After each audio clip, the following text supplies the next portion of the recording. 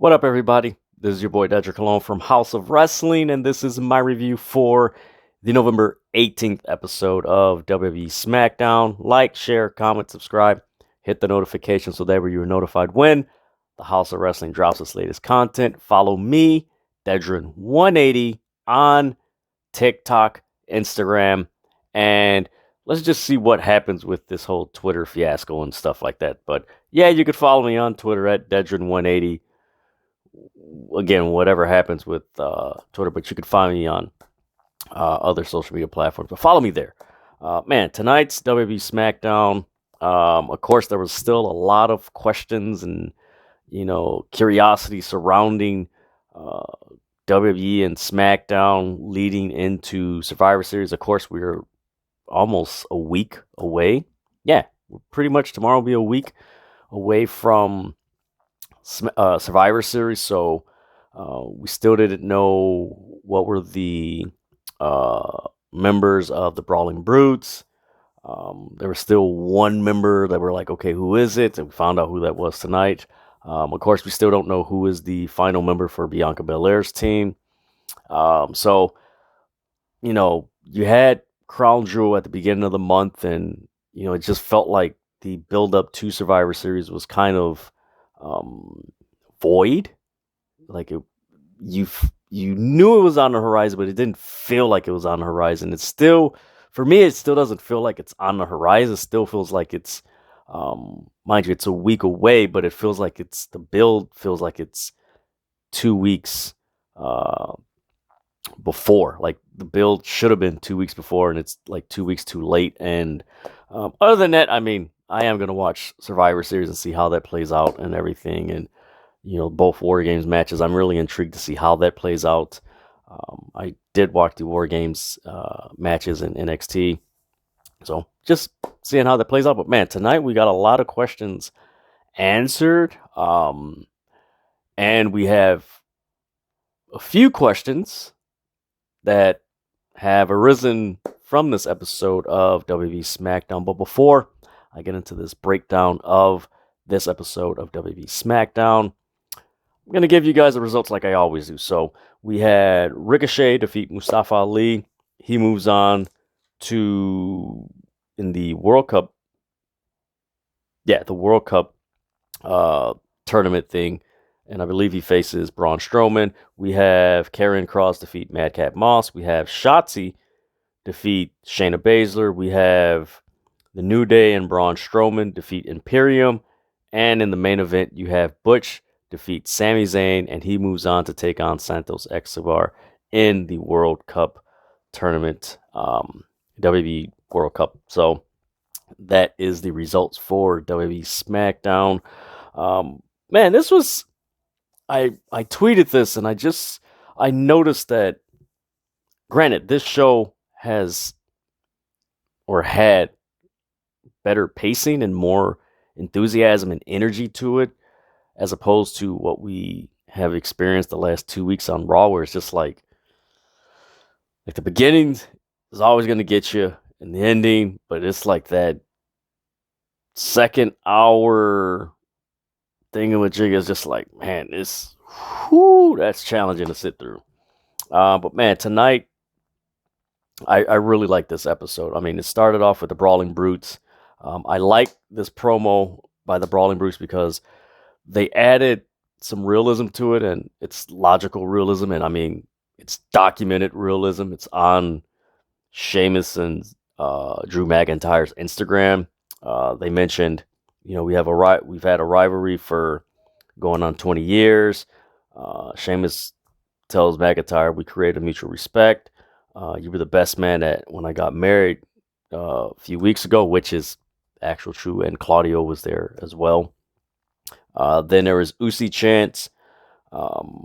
Then Sheamus asks Drew, will you be our honorary brute? And he says yes. So again, we got the Brawling Brutes with Drew McIntyre. Again, there's one member left on their team, or vacant on their team. So we're like, okay, who is it? Then Sami Zayn comes out, and he's like, I want to go. No. That was Sheamus. So Sammy interrupts. He's like, "We don't care who the fifth man is," and he mentions and he states that, "Yeah, I'm speaking for the bloodline." Later on in the show, the look that Roman Reigns gave him, man, I'll get into it a little bit later, but this sets up what happened later on. So yeah, we don't care who the fifth man is.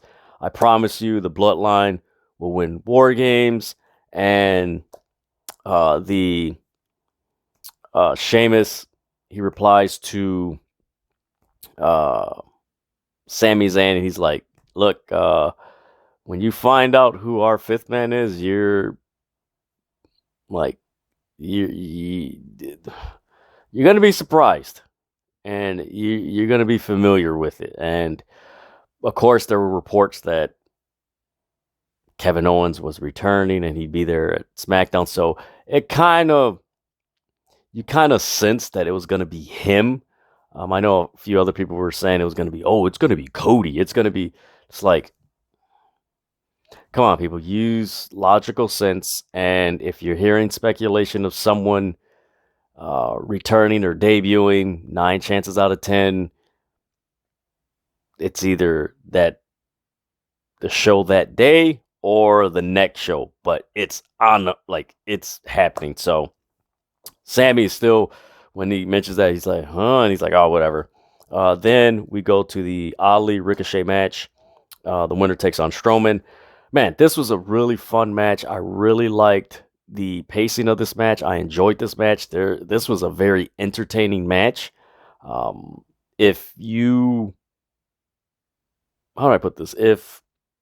If you wanted a match where guys could showcase their skills and just, you're like, oh my God, this is amazing. Like, these guys are really talented. This was the match.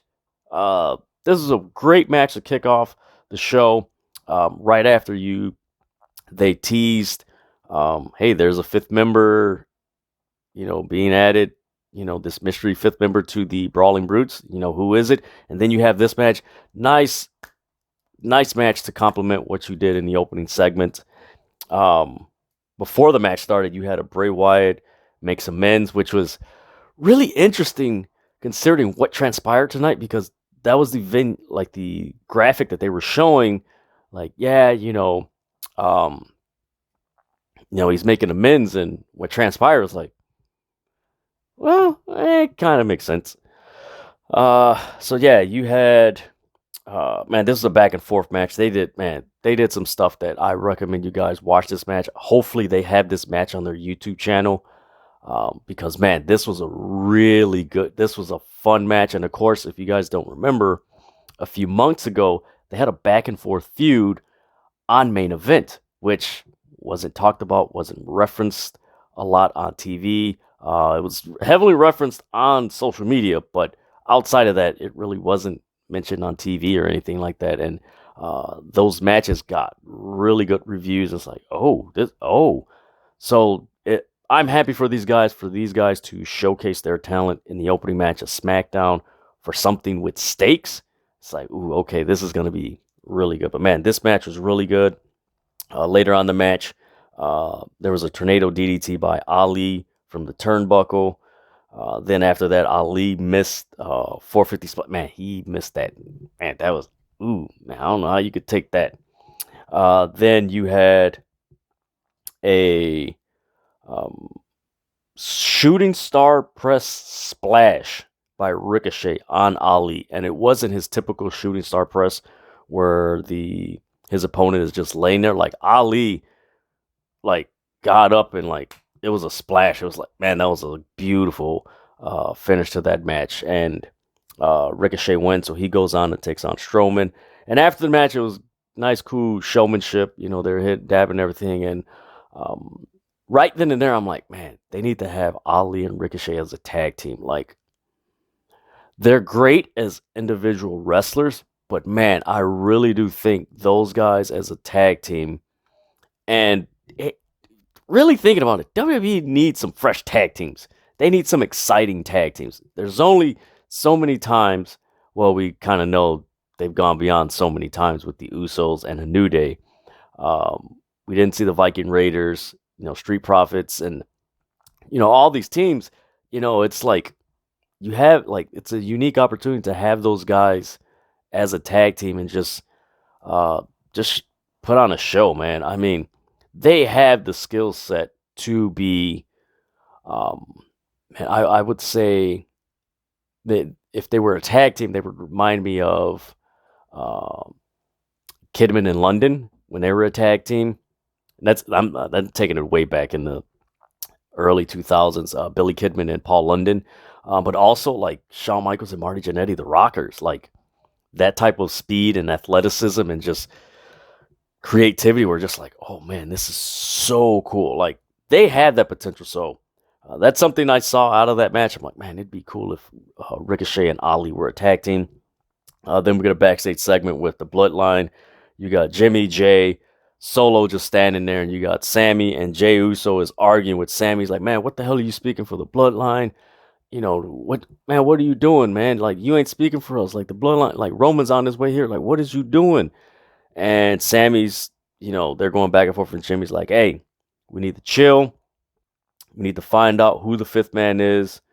And they're like, all right, cool. And then afterwards, Sammy leaves, comes back, and him and Jimmy do the Uso. And you see Jay break, like he's trying not to laugh. And then once Sammy leaves, he's like, man, you guys really like him? And Jimmy's like, yeah. And Solo just, it's like, all right. So, I mean, it's just adding to, man, it's so many questions because you're as the audience, and I'm thinking this, and I don't know what you guys, let me know, comment below what you guys are thinking of, what direction you think this Bloodline storyline is going to lead to. So, you're thinking like, man, is this like, damn, is this the beginning of Sammy getting kicked out of the Bloodline because he spoke for the Bloodline when they didn't ask him to, or he was directed to speak for it, directed to, oh my God, directed by the Bloodline to speak for them. So it's like, man, it's like, man, I like Sammy and I like this stuff, but I'm like, man, I hope this isn't the end. Like, oh no. Then after that, you got a backstage segment with the New Day. They comment how their streak was broken by the Usos as the longest reigning tag team champions. They're like, we're not in the best mood. Then they're interrupted by the Imperium, which was like, oh, this is okay. This is different. All right, let's see how this plays out. That's how I took it. I'm like, some people are like, whatever, but like, it's new, it's fresh. It's like, all right, let's see where this goes. Ludwig Kaiser, he's like, you guys are making a mockery of it. You need to honor the ring. Then Xavier and Kofi, they make fun of him. All three guys, like, yes, we put our hands in our backsides and all this. And they're doing all that. And Xavier, he looks at Gunther. He's like, man, you remind me of? You remind me of Lurch from the Addams Family. So that was, I mean, it was kind of funny, but it was like, man, it's actually good. Like, that's pretty funny. Then they're like, well, there's three of you and there's only two of us, so why don't we find a partner and face you guys later? And Gunther's like, we accept, and we knew you would do that. So later on in the match, or later on in the show, we're going to get New Day with a mystery third partner versus the Imperium or all three members of Imperium. Then we get a backstage segment with Madcap Moss and Emma, and it's basically they're flirting with each other, which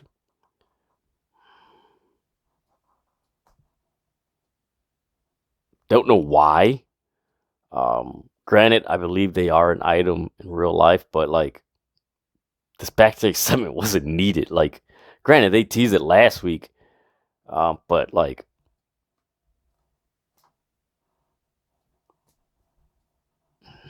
really? Like, it's not a shot at him, but it's just like, it's something that's like, okay, it's there, but like,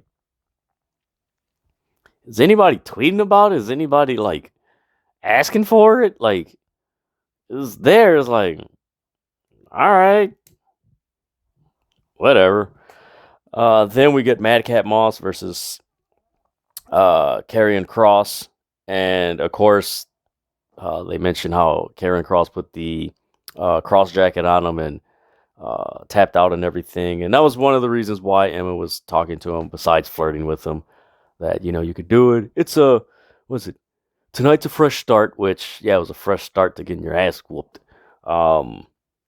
So match starts. Madcap Moss was very aggressive in this match. There was a lot of aggression. There was a lot of intensity, aggression, physicality. But man, that crowd just sat there. I know I've seen this. Few people make videos on TikTok about this. I've seen a few posts on Facebook. A few things as far as Instagram and of course Twitter. For now, comments about Karrion Kross on Twitter, and a few people have mentioned that he, like, his entrance is good, but like outside of that is just like it's not connecting. It's like it's not fluid. Like, I like this stuff in MLW, and on the Indies, like, he was just so much of a just boom. Man, I think one of the things that hindered, I'm not gonna say hurt, hindered Karrion Kross really connecting with the audience is, and most people don't know this, since SummerSlam, which was the end of July, which I believe was the last day in July. Since then, WWE, let me rephrase that, Triple H has brought back 16 wrestlers, and that's not including the rumored ones as far as Matt Cardona, Chelsea Green, Bronson Reed, which are some of the few that are being rumored. 16 wrestlers. When you do the math, mind you, that's 3 months. That's one wrestler a week that has returned. And I think that's one of the issues. And mind you, Karrion Kross isn't the only one. Johnny Gargano kind of has that same type of, like, he's entertaining, but like it's still like it's like he's connecting, but he's not, like, it's not there. Candice LeRae, Damage Control is kind of like they've been feuding with Bianca Belair at some form or variation match type since July. So it's just like, and I mean, with all those returns coming back to back to back to back to back to back to back, it is just like it doesn't give, for me. I can say this because for me, I'm like, oh man, this person's back. It's like, all right, let me see how they work, and it doesn't give us enough time to really appreciate their character and just really like sit there and like, oh wow, this is really cool. Because as soon as they return, either the next Raw or SmackDown, someone else returns. So it's like, especially in this day and age with everything, with social media and just everything is just, fast paced and just bombarded and everything, with social media and stuff like that, like out of sight, out of mind. So it's like when one person debuts and then right after, the next Raw or SmackDown, someone else debuts, the person who before them, you're just like, out of sight, oh man, it's like really cool. You're focusing on that latest day or return, and you forget the last return, and then it's like, oh, I forgot they returned. So it's like back to, like, I think that's what's hurt Karrion Kross, because man, his stuff in MLW, man, whoo-wee. Back in was it June? Man, that was some good stuff. And I've seen a few other of his matches, like, didn't say none, just beat the hell out of people. And I think that's something that, I don't know, for me, I'm still on the trial period. Like, let's just wait and see, once we get to Royal Rumble, then from there, then it's more, okay, where is everybody going to fall and where they're going to go? Because more than likely, WWE is going to have a draft, which they actually should rename that to the trade deadline, where this is the deadline where we trade guys from different shows and then go on to next year. But they're probably going to have their draft right after WrestleMania. So I mean, I don't know, man. It's really convoluted with the WWE and all these returns, and especially with Karrion Kross. Then after the match, Karrion Kross wouldn't let go of the cross jacket after he applied it and won the match. Then Emma comes up and she checks on Madcap also. Again, they're flirting. Then we get to a very intriguing segment with Bray Wyatt. This was really good. I know one thing that a lot of people are like, man, where's this going? Where's this going? I'm losing interest. Because when he first came back, it was just like him in the ring and then Uncle Howdy going back and forth. Like, all right, where is this going? Because this is like kind of like, all right, is this like, is this old, like, is this still like Bray, the stuff before he got released? Like, because it's like, oh man, like, it was kind of to that point, but not to that point. Of course, last week he attacked LA Knight, so that added to it. So again, this is where the graphic that they were showing earlier in the show, as far as Bray Wyatt is here to make amends. He mentions, I was conditioned to violence. The path was covered in ashes and blood. I want to apologize to LA Knight. I had a moment of weakness. LA Knight comes out. The crowd's booing him. LA Knight refers to him as the rarest commodity. Is respect around here. The rarest commodity is respect around here. And that's because Bray Wyatt mentioned he respected him. Then LA Knight, he's like, puts out his hand and then he smacks Bray Wyatt, and then he gets out the ring and he looks at him. He starts talking smack to him. Then Bray Wyatt's like, yeah, apologies accepted. Then Bray Wyatt mentions, and this is, man, very key words, the decision you're about to make will change your life. Ooh. And he says that while LA Knight's on the apron, and he has his hand extended under the top rope.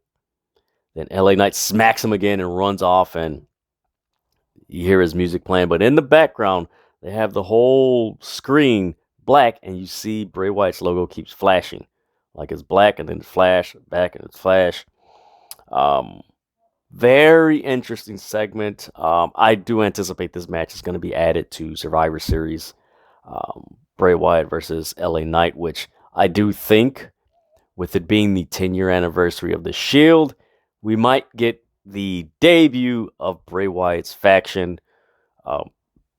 It could be Wyatt 6 or what have you, so I'm all for it. Even though, depending on the members, there's already 16 returns. That's probably going to be either 18 or 19 returns within a 3-month period. So we'll see. Then they recap last week, Shotzi, Shayna, and Ronda, where Shayna Baszler had Shotzi in a chokehold, and Ronda Rousey was taunting her. Then we go to a backstage segment with Karrion Kross and the Usos. They come cross pass, and the Usos like, hey, are you the 5th member? And Karrion Kross, man, very good wording by Karrion Kross. Again, it's just something's not connecting with, it's just something's not fluid. It's just something's not connecting. I think that's the best way to put it. Something's just not connecting. So he mentions, I'm not a follower. And when I take that title off Roman, I'm going to show up on my own. So like, all right, cool. They walk away. Then we go back to the ring where it's Shayna Baszler and Shotzi. Man, this match was like very quick. And I've noticed that the past several SmackDowns, man, going back to SummerSlam, and even before that, you can go as far back as WrestleMania. A lot of the matches on SmackDown were very quick and just not, I don't know, man. It's hard to put my finger on it. It does feel like, let me phrase that. It doesn't feel like, it comes across as if WWE kind of took their women's division for granted. Because this, like, there's barely any stories. Like, it's just very stagnant. And one of my colleagues that I talk to on TikTok, and I actually go on his live stream. Shout out to Mid South on TikTok. Go follow him. He's like, man, that was like a very bad match. Like, this was just like, what? And of course, Shotzi's a great wrestler. Shayna Baszler's a great wrestler. But man, they have been putting a lot of these women's matches at like 5 to like 7 minutes. Like, nothing like they used to like a year ago. Like, nothing that's really you could sink your teeth in. It's for the most of these matches have been like 5 to 7 minutes, and it's just like, and again, I raised the question, has WWE taken for granted their women's division, where they're kind of like, well, we know we got stars and people cheer for them and they want to see them, but it's like a lot of these matches are missing that enthusiasm and that aggression, and it's not from the women's wrestlers. It's from the presentation of the story and how these stories surrounding these women, where it's just very stagnant and just like, last week you had, was it the 6-pack challenge between Shotzi, not low key. Oh my God. Lacey Evans, Xia Li, was it Sonya Deville, Raquel? You had all of them, and that match was just so like, and then the finish was like, man, and it's really weird, and it's very different from what the presentation that we are accustomed to from WWE's women's division, going back to pre-WrestleMania and even before that, where it's just like, man, this is really interesting. And I don't know, something's off about the WWE's women's division. We'll see if Sasha Banks returns at Survivor Series. I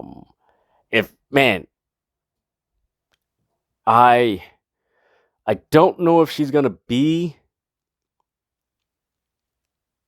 It's hard call to say that she's gonna be there at Survivor Series, but man, there's a lot of hype surrounding her potentially being at Survivor Series, and if she's not there, it's like. And then of course, we're a month away from Survivor, or we're 2 months. There you go. Yeah, 2 months from Royal Rumble, and of course, Charlotte's been out, and it's like, okay, you're gonna, we bring back Charlotte. Of course, Becky could be returning, so yeah, you get Becky, Charlotte, and everything. You have all these people back, but it's like, where are we going? The only logical thing that you see, or let me phrase that, the organic thing that we see is Rhea Ripley versus Bianca Belair, which they teased that last week. So it's like, okay, we kind of see that, but even still, it's just like there's not a lot of storyline depth that I feel we can sink our teeth into and like really get invested, like the previous feuds that we've seen before in the women's division, which is the reasons why the women's division have been, had killer matches at WrestleMania, and it's like, it just feels like, man, it's just like it's missing something. So yeah, this match, Ronda and Shotzi are arguing at the apron. Basically, this match consisted of the ring apron and the announcer's table. Most of the match was literally there. It wasn't in the ring or anything like that. And then, of course, Raquel Rodriguez came at ringside to even it up. There was a point where Shayna Baszler missed the stomp, and then Shotzi got the roll-up pin. And of course, the roll-up pin is notorious. Like, a lot of people know the roll-up pin is just something that it's a go-to for matches, and that's how it ended. It's just like, man, if she's fighting Ronda next week, it's like, I don't know, it's just, again, things didn't click. Then we get a backstage segment with LA Knight. He's talking to a backstage reporter, and he's leaving the ring. He's like, yeah, when you're done, you stick around? They're like, no, no, no, no, I'm leaving. And he opens the door, and he's still talking to the interviewer, and you see these like what looked like it looked like two faces with or mask with two faces. Like, oh wait, who's that? And you see them disappear, and then he walks through the door, and then it goes to commercial. We come back from commercial. LA Knight is knocked out in some type of room where they have the protector for where you run cables for cameras and stuff like that. There's a like tables and just a whole bunch of stuff on top of him. He's just laid out and everything. So it's just like, is that was that from the Wyatt Six? Was that Bray Wyatt's potentially soon to be faction? It's like, interesting. Then we get the match between Imperium and New Day. Imperium come out, New Day come out, and then they're like, all right, here's our member, and it's Braun Strowman, which most people predicted it was going to be Braun Strowman. They're like, okay, what other big guy are they going to use? Braun Strowman just beat Omos at Crown Jewel. It's going to be him. Man, this match, I like New Day's part, but again, I did not care much for Strowman. The way Strowman and Gunther interacted in this match. Gunther was running away, and it's like, Gunther has chopped the hell out of people. Like, he's running away from Strowman. He chops him. Strowman takes. I don't know. It just really. I'm not gonna say it diminished Gunther, but like, come on, man. Like, this is Gunther. Like, he's not running away. Like, let him and Strowman brawl. Like, come on. Like, I didn't care too much. It's like, why is he running? Like, the dude's got. Like, come on, man. Just let it. Okay, Strowman's, you're saying, all right, just go at him. It's just like, why is he running? Like, it didn't make any sense. So I mean, it started off with a back and forth with Imperium and New Day and Strowman. Then you had a point where Strowman got the hot tag.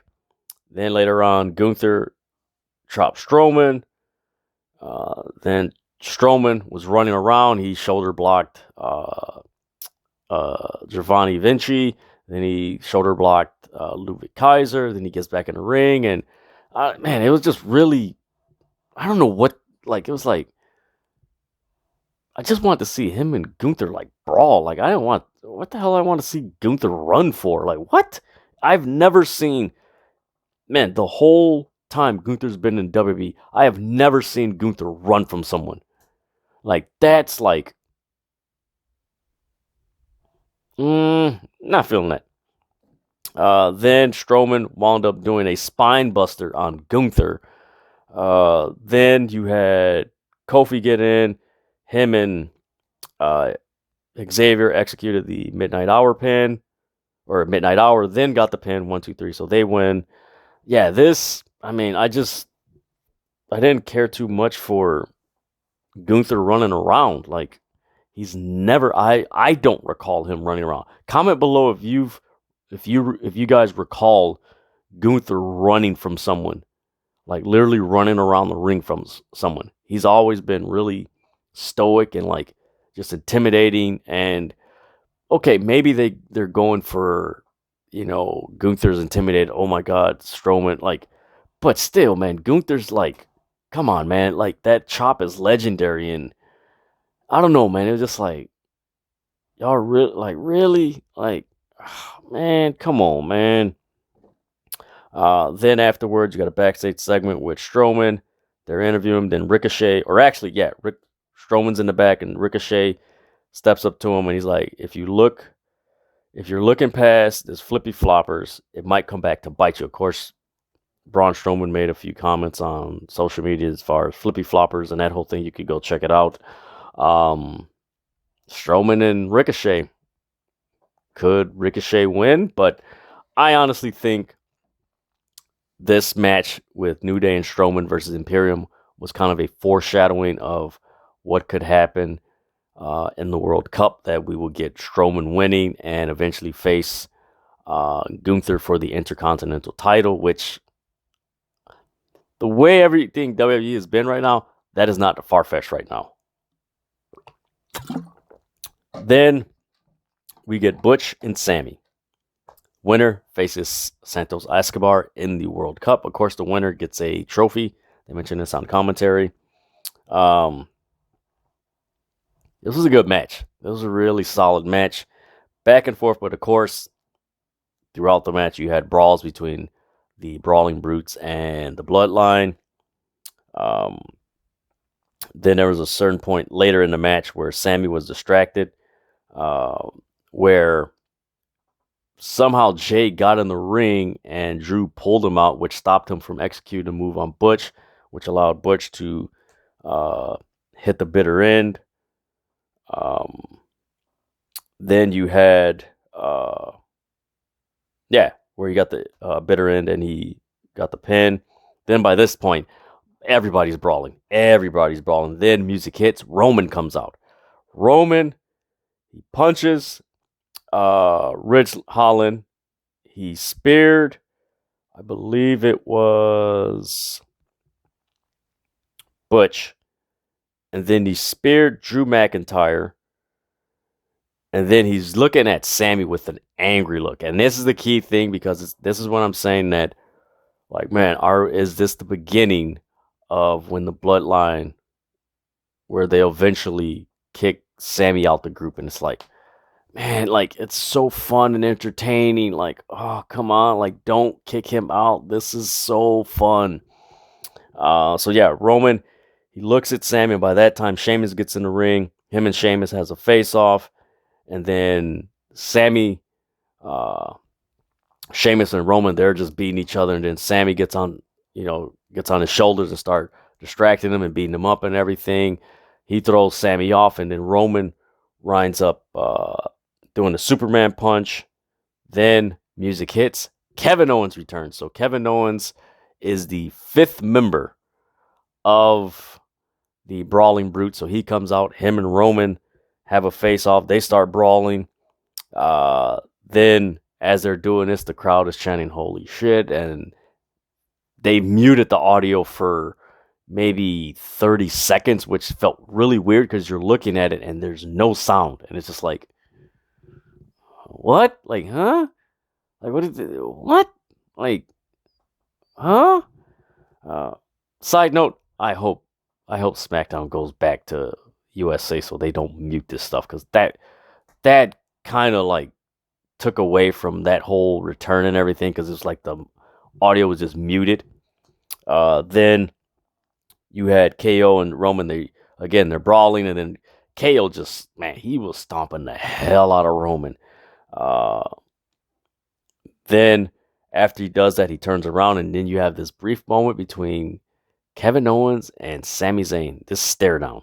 And the crowd was like, ooh, see, ooh, see, ooh, see. And you just see the stare down. It's just like, ooh. Once that happened, in my mind, I'm like, yeah, this is probably the beginning of when the Bloodline eventually is going to kick out Sami Zayn.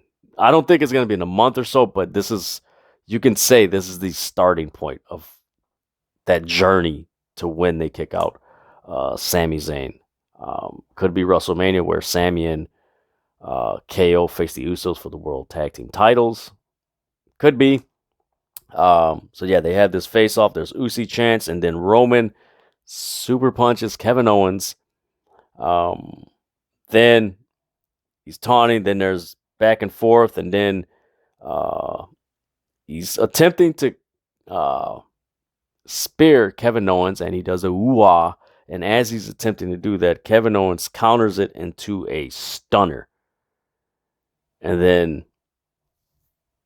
the Bloodline leaves to the back, and the Brawling Brutes are in the ring. And, of course, it's Wargames. So Kevin Owens is at it. So we got the Bloodline versus the Brawling Brutes with Drew McIntyre and Kevin Owens. It's going to be interesting. Going to be real interesting. And a side note to this, because Roman Reigns is in Wargames, that would have been the perfect time for Austin Theory to cash in the Money in the Bank. Granted, probably wasn't going to win, but logically, it would have made sense because Roman Reigns would have been through this grueling match and his family and everything would have been just, physically tired and they just been through a match. That would have been the perfect time for Austin Theory to cash in at Survivor Series, knowing that Roman's in the Wargames. Why not do it instead of cashing in on Seth Rollins? That's just a side note. But overall, man, this episode of SmackDown, there's a lot of questions. The Bray Wyatt, LA Knight thing. Who were the people that were outside with the mask on when LA Knight was giving the interview? Who attacked LA Knight? Then, of course, this War Games match with the Bloodline and the Brawling Brutes, Drew McIntyre, Kevin Owens. Like, how is this going to play out? Me personally, I do think the Bloodline are going to win. But, what's going to happen between Kevin Owens and Sami Zayn? What's going to happen to Sami Zayn and Roman Reigns?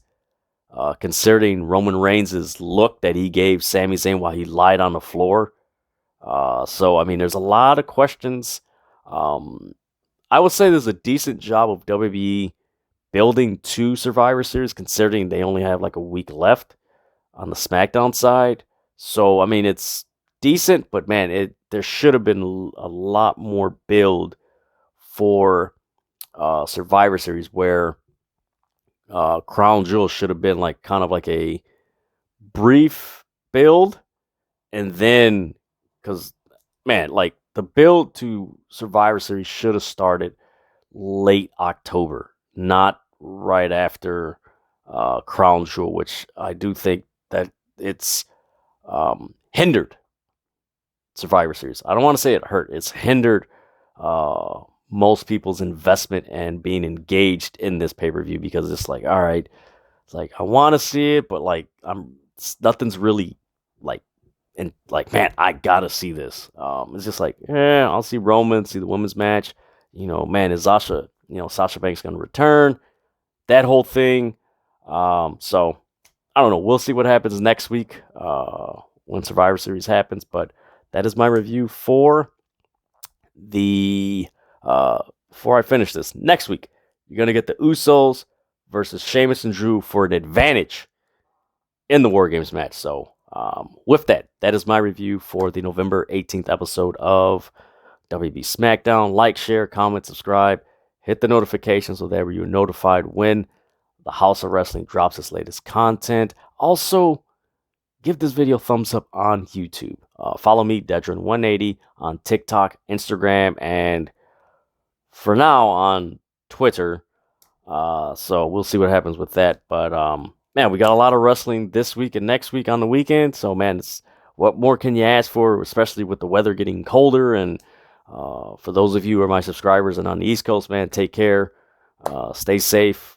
Hopefully that snow goes away, in a couple days or what have you. But man, stay safe. Those of you guys that are on the East Coast and wherever you are in the world that, are dealing with some bad weather, man, please stay safe and try to watch some wrestling and kill some, pass the time and everything. So with that, I'm out.